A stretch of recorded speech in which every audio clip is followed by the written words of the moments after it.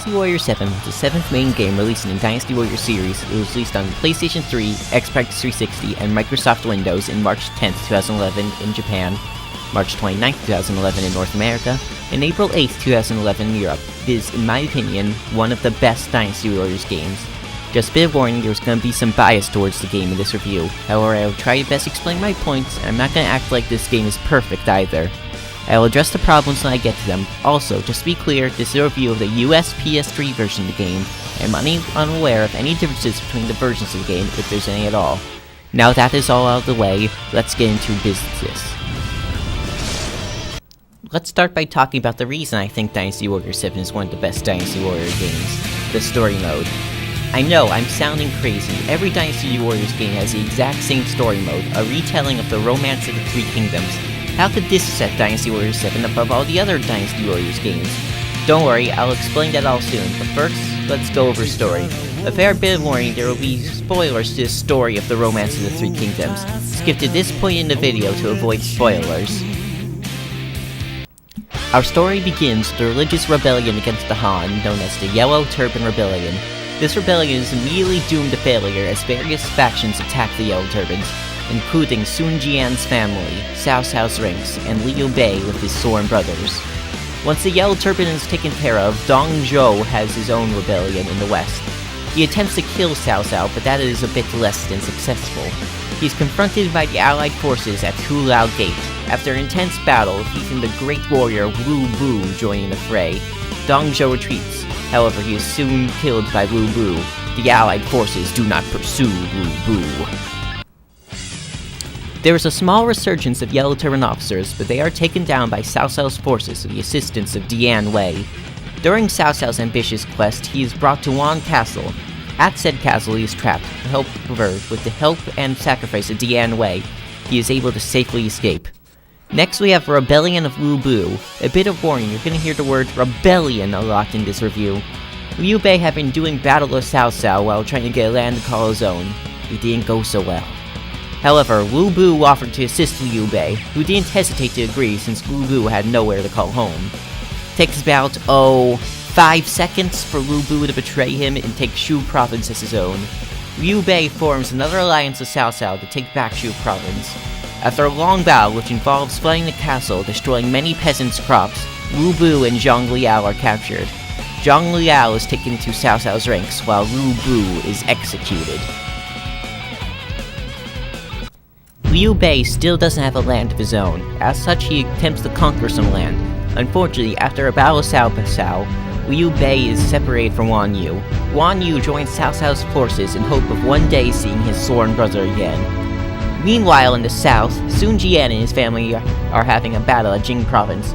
During the battle, Sun Jian is killed. In his last moments, he tells Sun Ce to be his successor. With his loyal friend Zhou Yu by his side, Sun Ce soon goes to battle at Wunjun, having a fierce battle with Taisha Ce. After a battle, Sun Ce recruits Taisha Ce. Back up in the north, Liu Bei has taken refuge under the ranks of the nobleman Yuan Shao. During his time under Yuan Shao, the brave warrior and recent series mascot Zhou Yun joins him. During a battle with Cao Cao's army, Wan Yu is seen working for the enemy, instead of, talking with Liu Bei to find out why, or, looking into the situation in any way, shape, or form. Yuan Shao orders all his forces to kill Liu Bei. After Liu Bei's retreat, Cao Cao's forces easily defeat Yuan Shao's army, with the help of Cao Cao's son, Cao Pi. After retreating from both sides of the conflict, Liu Bei, Zhou Yu, and Zhang Fei are once again without home. During their travels, they once again come across their sworn brother Wan Yu, with Cao Cao's forces following right behind him. However, Wan Yu isn't here to fight them. He rejoins his sworn brothers once again. After traveling for a while, Liu Bei comes across a strategist named Shu Shu, who recommends that Liu Bei meet with the sleeping dragon, Zhuge Liang. Meanwhile, down south again, Sun Ce and his army are assaulting Shugan Castle. During the assault, Sun Ce is separated from his army and confronted by the ghost-like Yu Ji. During the battle, Sun Ce is shot dead by multiple archers. In his dying moment, he chooses his brother Sun Quan to be his successor. During the battle at Shakou, Sun Quan defeats the army of Hongzhu, and in the process recruits the warrior known as Gan Ning. Back in Jing Province, Liu Bei. After 3 separate visits to Zhuge Liang, he finally agrees to meet with them. During his visit with them, he says that the land needs to be ruled by a man who believes in benevolence, Liu Bei. As such, he agrees to be Liu Bei's strategist. Liu Bei begins to make his way west to make a land of his own, but along the way he escorts several peasants. Several thousands of peasants. Thousands of people walking across the land don't go unnoticed by Cao Cao, who orders an attack on Liu Bei. Through the combined efforts of Zhou Yun and Zhang Fei, they are able to safely escort the peasants and even save Liu Bei's infant son, Liu Shan. Considering that this baby was dropped on the battlefield, it's no surprise. Liu Bei and Sun Quan form an alliance against Cao Cao, setting the stage for what is probably the largest and most important battle in the game, the Battle of Chirbi. As Cao Cao's boats come in, Zhuge Liang redirects the wind. Why? Well, as Wang Gai directs his own boat to crash into Cao Cao's, it bursts to flames, and the winds cause the fire to spread to all of the ships. As Cao Cao attempts to retreat, he encounters Wan Yu. Wan Yu chooses to spare Cao Cao to repay him for taking Wan Yu in earlier. The battle in Chirbi resulted in land now being split into 3 powers, just as Liu Bei's strategist Zhuge Liang had planned. Liu Bei's kingdom of Shu in the west, Sun Quan's kingdom of Wu in the east, and Cao Cao's kingdom of Wei in the north. In his attempts to expand his land of benevolence, Liu Bei's forces attack Wulao Castle, with the assistance of the strategist Pong Tong. After a battle, Pong Tong dies of his wounds. Next, Liu Bei's army goes to battle at Chengdu. During the battle, they recruit the soldiers Ma Dai and Ma Chao. Sun Quan begins his first assault on Cao Cao's army. However, despite both sides' best efforts, it's an overall stalemate. After a while, Lun begins to want Jing Province back from Shu. Although they try peaceful negotiations at first, it's clear that won't get them anywhere. So Wu and Wei form an alliance to take Jing Province and Fa Castle from Wan Yu. After a long battle that involves flooding the castle, the god of war, Wan Yu, is struck down.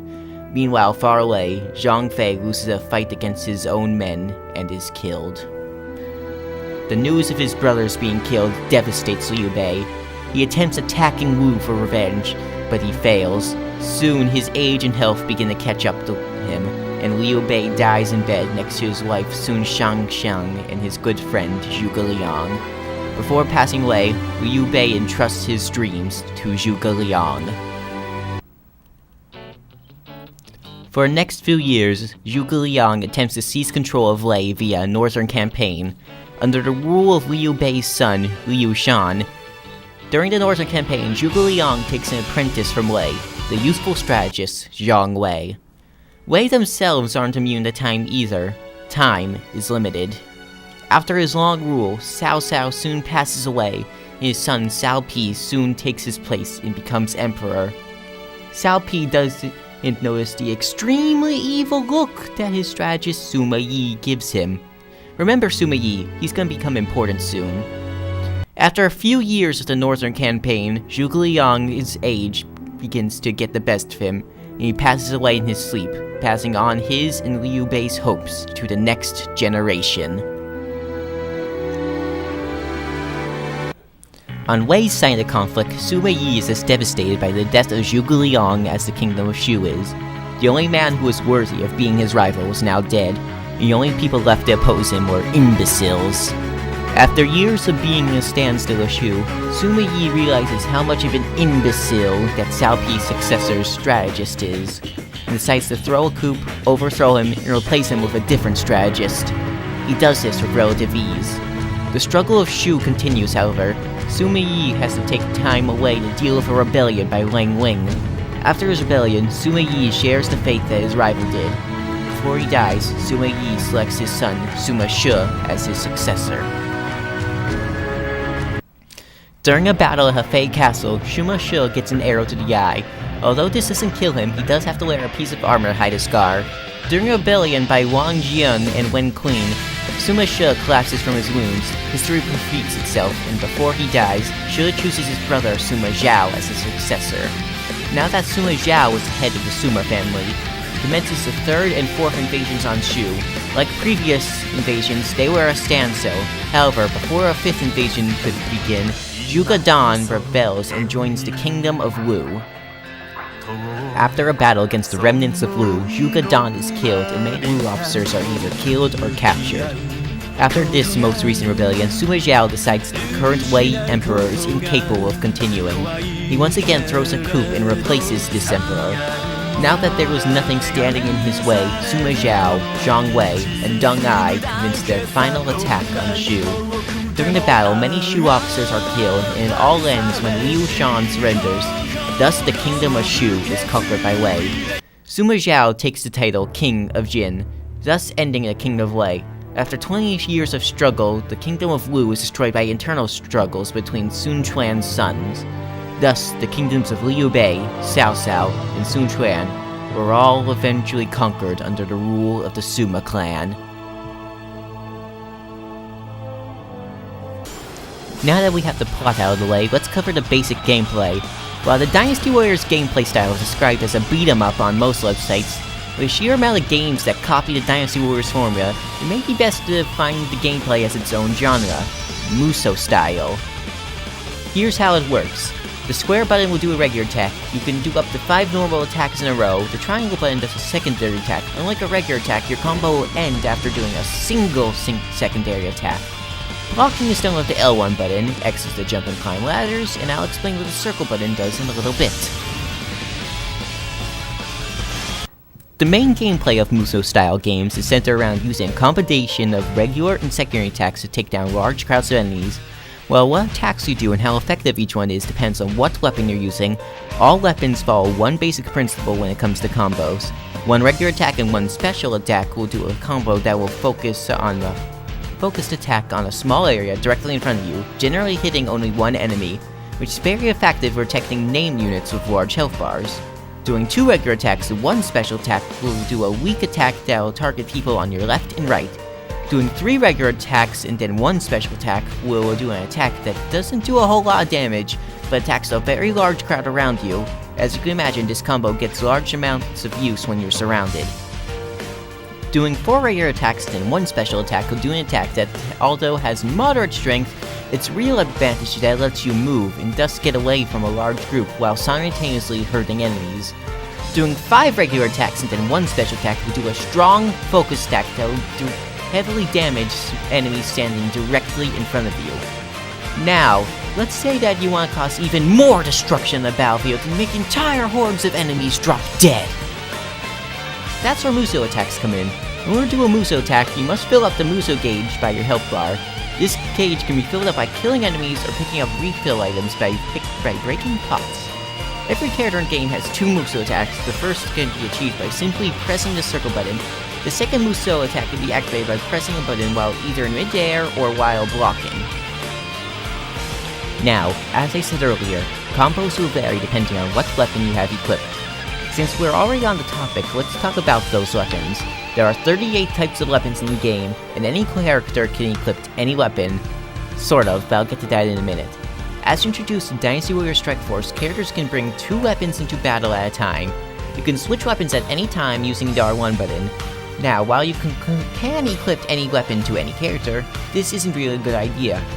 While equipping weapons, you might realize that there are stars next to weapons. These represent how compatible a character is with a certain weapon. If a character has low compatibility with a certain weapon, then their combos will be slower and do less damage. As such, this is generally a bad idea. Alright, now that basic gameplay structure is out of the way, let's cover objectives that you're given in stages.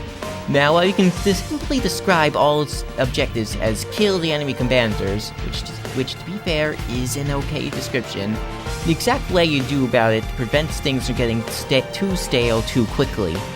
There are capture missions where you make your way to an enemy base and kill the commanders. Escort missions where you escort an AI-controlled character to gold, and defending missions where the enemy zones in on you and you need to defend yourself. Next up, we have game modes. I've already covered story mode, which is a retelling of the Romance of the 3 Kingdoms, but let's talk about the largest game mode, Conquest mode, known as Chronicle mode in the Japanese version. When starting up Conquest mode, you are greeted by a huge grid of levels. Unlike story mode, you can use any character on these levels. The large amount of levels will take hours upon hours to complete, and some of the later stages are nigh impossible without proper training. Unfortunately, this is where a major problem with Musou gameplay style and Conquest mode in particular comes in. Things can get very repetitive very fast. At least in story mode, you have the cutscenes in Romance of the Three Kingdoms to break things up. When you're going directly from level to level, no break, you'll get worn out very quickly. If you have the Extreme Legends expansion disc, you can access the Legend mode and Challenge mode. Challenge mode is fairly simple. There's a speedrun mode where you race to the finish on a small track, fighting enemy officers who block your way to finish in the fastest amount of time. There's Rampage mode where you fight against hordes of enemies, seeing how many you can defeat in 10 minutes, preferably within 2,000 or so. There's Bridge mode where you fight hordes of enemies, seeing how many you can knock off the bridge within 10 minutes. And finally, there's a Coliseum where you see how many enemy officers you can beat. Legend mode is essentially a second story mode, however it covers events that couldn't get covered during the regular story mode. And these stages give characters that didn't do much of anything in regular story mode a chance to shine. One of the stages even makes Xiao Hao Ba may look like a complete badass. Also, Shu Wong fans, take it in, this is probably going to be the last time Koei acknowledges his existence. An added bonus for me, Xiao Qiao gets her own stage, so I could wreak havoc as my favorite character. That's always a good thing in my book. As I've said earlier, the reason I think Dynasty Warriors 7 is one of the best Dynasty Warriors games is because the entertaining retelling of the Romance of the Three Kingdoms, but that's only half of it. Story mode and Legend mode makes you want to continue, with how stages make you do unique things and thus you don't get bored easily. Like I said, the game isn't perfect. I have some complaints. First off, the music in this game is great! There are guitar riffs for days. Unfortunately, the music isn't very memorable, and you'll likely forget about it the second you're done playing. Next, everything feels small. None of the set pieces and stages seem big at all, and rarely feels like you're actually raiding a castle. With stages like Fawn Castle and the Six Gate Formation, it looks less like you're in ancient China, more like you're in a movie set of ancient China. Finally, there's the largest problem that the game has, the shared movesets between characters. Like I said earlier, there are 38 weapon types, thus 38 movesets, for 70 plus characters.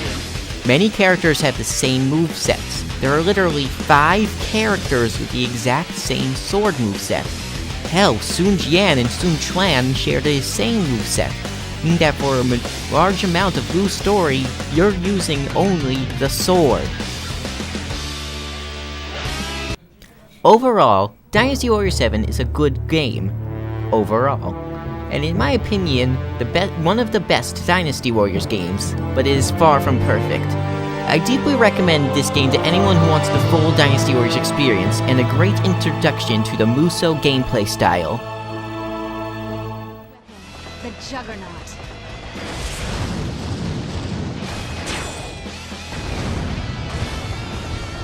Lord Guang's war is requesting aid, my lord. I suggest we help him.